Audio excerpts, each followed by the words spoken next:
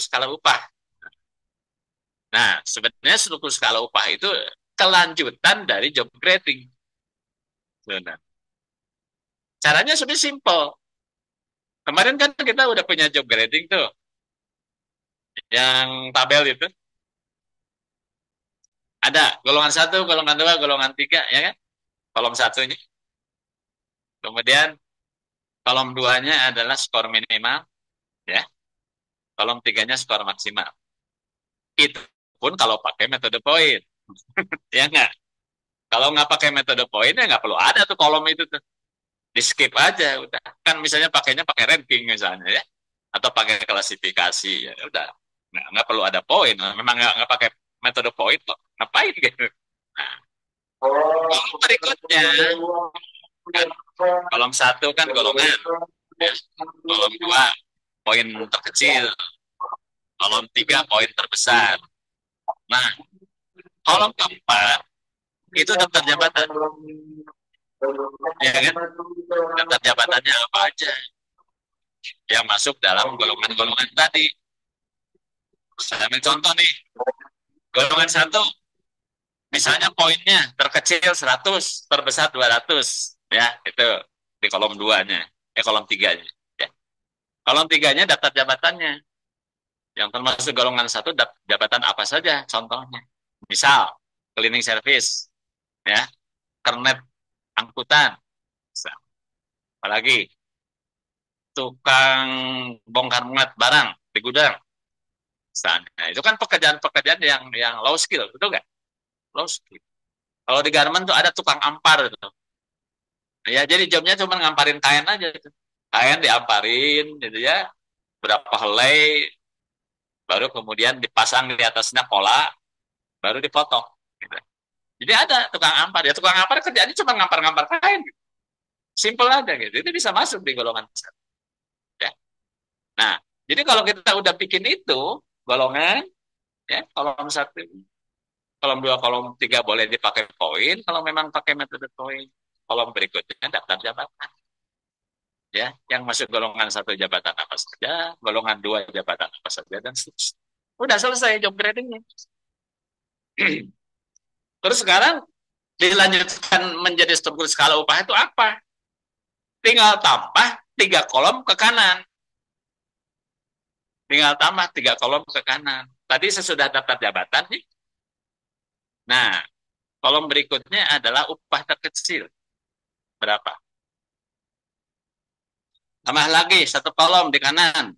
Upah tengah berapa? Yang disebut midpoint. Ya. Berikutnya tambah lagi satu kolom. Upah tertinggi berapa? Jadi misalnya gini. Tadi ada golongan satu kan? Golongan satu. Poinnya 100 sampai 200. Ya, minimum maksimum. Kemudian contoh jabatannya cleaning service, kernet, tukang bongkar muat barang di gudang, ya kernet kernet angkut, atau kalau di bangunan mah apa ya, laden ya, ya kalau di Bandung mah laden, laden itu apa ya, asisten tukang, yang itu ngaduk-ngaduk semen tuh, ya, tapi dia belum bisa tuh masang bata, belum bisa, dia cuma ngaduk-ngaduk semen aja, terus men-serve kepada tukangnya itu adonan ya, adonan pasir sama semen yang dipakai. Itu masuk golongan satu. Nah, kanan itu upah terkecil misalnya berapa? Misalnya UMR di daerah kita, di kota kita misalnya 3 juta. Ya udah pasang itu upah terkecil 3 juta. Karena kan tidak boleh kurang dari angka UMR, betul nggak? Tidak boleh kurang dari upah minimum. Ya. Kemudian upah tengah bisa belakangan diisinya. Langsung bisa loncat ke upah tertinggi. Misalnya upah tertinggi 3.500.000. Ya.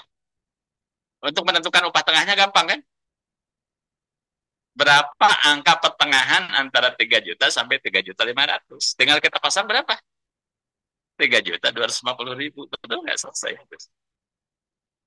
Ya, gitu. Udah jadi itu, jadi struktur skala upahnya jadi. Ya tinggal dilanjutkan ke golongan dua, golongan tiga, dan seterusnya. Cuma kan nanti kan ada apa pakem-pakemnya, ya, ada pakem-pakem. pakem yang pertama adalah selain harus mengikuti hasil job grading yang valid, ya, pakem kedua adalah upah terendah itu jangan lebih rendah dari upah minimum. Karena kalau lebih rendah dari upah minimum, itu pelanggaran. Ya kan?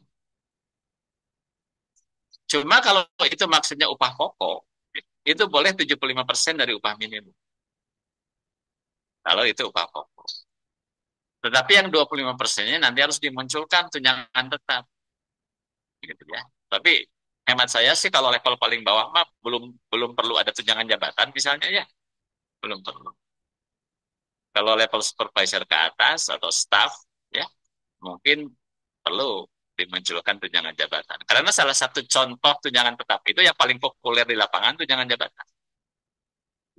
Ya, artinya begini, kalau kita belum punya komponen tunjangan jabatan, terutama di level paling bawah tadi, ya, ya udah, upah pokoknya adalah upah minimum. Nah, itu pakem untuk upah terendah. Terus pakem untuk upah tingginya gimana? Kalau kita ingin bahwa upah di tempat kita ini kompetitif, maka kita harus melihat data salary survei.